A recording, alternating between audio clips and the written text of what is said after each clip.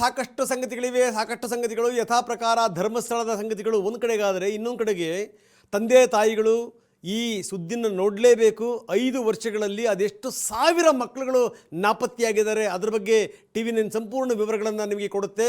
ಜೊತೆಗೆ 2023-24ರಲ್ಲಿ ಗ್ಯಾರಂಟಿಗಳಿಗೆ 63,000 ಕೋಟಿ ಸಾಲ ಮಾಡಿರುವಂಥ ಸರ್ಕಾರ.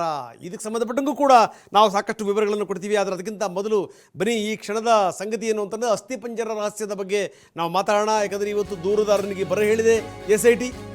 ಬುರುಡೆ ರಹಸ್ಯದ ತನಿಖೆಯನ್ನು SIT ಚುರುಕುಗೊಳಿಸಿದೆ.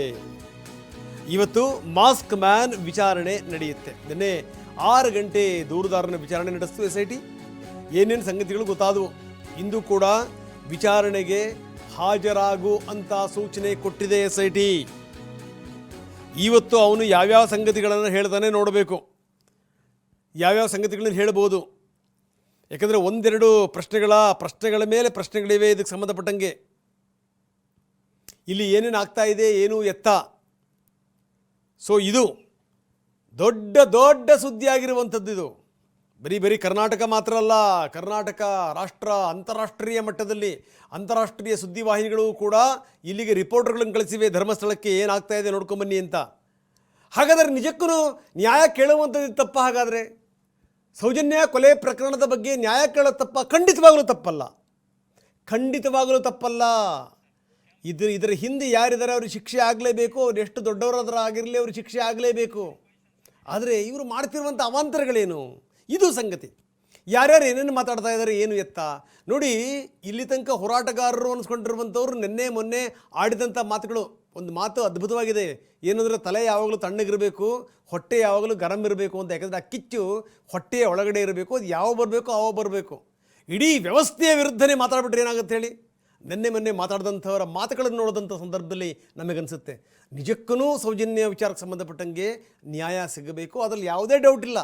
ನಮ್ಮನೆ ಹೆಣ್ಮಕ್ಳುಗಳಾದ್ರೆ ನಾವು ಮಾತಾಡಲ್ವಾ ನ್ಯಾಯ ಸಿಗಬೇಕು ಅಂತ? ಖಂಡಿತವಾಗ್ಲೂ ಸಿಗಬೇಕು.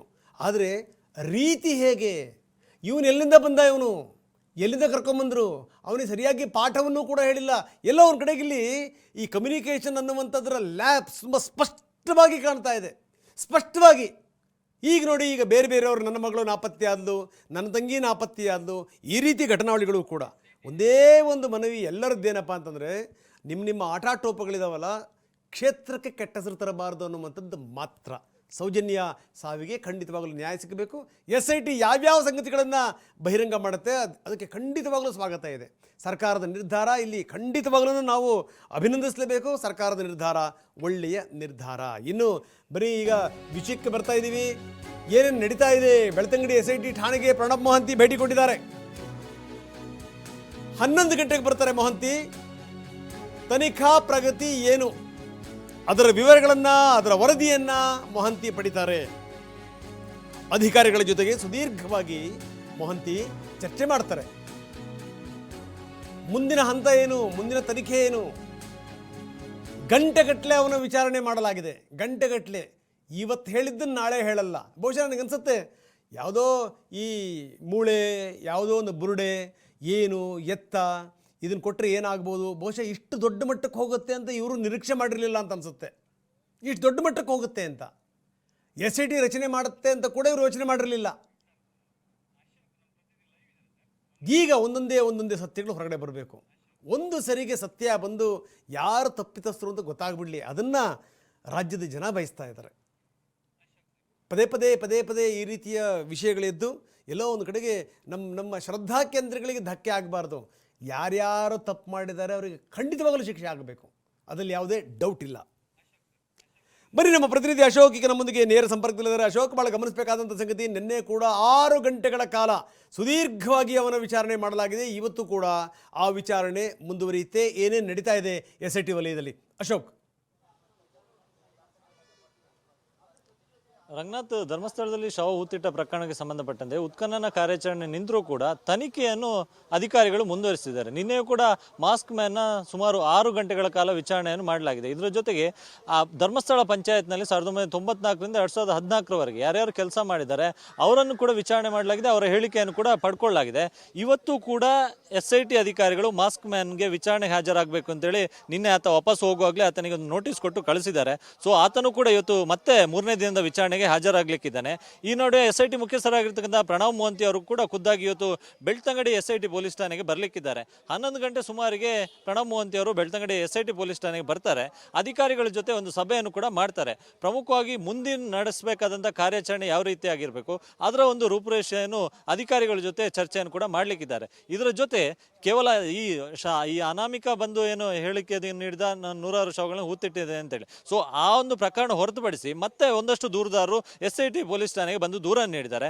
ಒಂದಿಷ್ಟು ಮಿಸ್ಸಿಂಗ್ ಪ್ರಕರಣ ಬಗ್ಗೆ ಕೂಡ ದೂರನ್ನು ಕೊಟ್ಟಿರ್ತಕ್ಕಂಥ, ಅದರಲ್ಲೂ ಪ್ರಮುಖವಾಗಿ ಜಯಂತ್ ಎನ್ನುವರು ಪೊಲೀಸ್ ಅಧಿಕಾರಿಯೇ ಒಂದು ಬಾಲಕಿಯ ಶವವನ್ನು ಹೂತಿಟ್ಟಿರುವುದಾಗಿ ಒಂದು ಗಂಭೀರವಾದಂಥ ಆರೋಪವನ್ನು ಮಾಡಿದರು. ಸೊ ಆ ದೂರರ್ಜಿಯು ಕೂಡ SIT ಅಧಿಕಾರಿಗಳು ಅದನ್ನು ಸ್ವೀಕರಿಸಿದ್ದಾರೆ.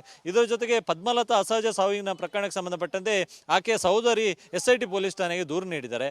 ಈ ನಡುವೆ ಮತ್ತಿಬ್ಬರು ನಾವು ಕೂಡ ಈತ ಅನಾಮಿಕೆ ಯಾರಿದ್ದಾರೆ ಆತ ಶವ ಹೂತಾಕೋದನ್ನು ನೋಡಿದ್ದೀವಿ ಅಂತೇಳಿ ಅವರು ಕೂಡ ಬಂದು ಹೇಳಿಕೆಯನ್ನು ನೀಡಿದರು. ಸೊ ಅದರ ವಿಚಾರಣೆ ಕೂಡ ಆಗಬೇಕಾಗಿದೆ. ಸೊ ಈ ಪ್ರಕರಣಗಳ ತನಿಖೆಯನ್ನು ಯಾವ ರೀತಿಯಾಗಿ ಮಾಡಬೇಕು, ಇದರಲ್ಲಿ ಎಷ್ಟು ಸತ್ಯಾಸತ್ಯತೆ ಇದೆ, ಇದನ್ನು ಎಷ್ಟು ಸೀರಿಯಸ್ ಆಗಿ ತಗೋಬೇಕು, ಈ ನಿಟ್ಟಿನಲ್ಲಿ ಕೂಡ ಪ್ರಣವ್ ಮೋಹಂತಿ ಅವರು ಕೂಡ ಚರ್ಚೆಯನ್ನು ಮಾಡಲಿಕ್ಕಿದ್ದಾರೆ.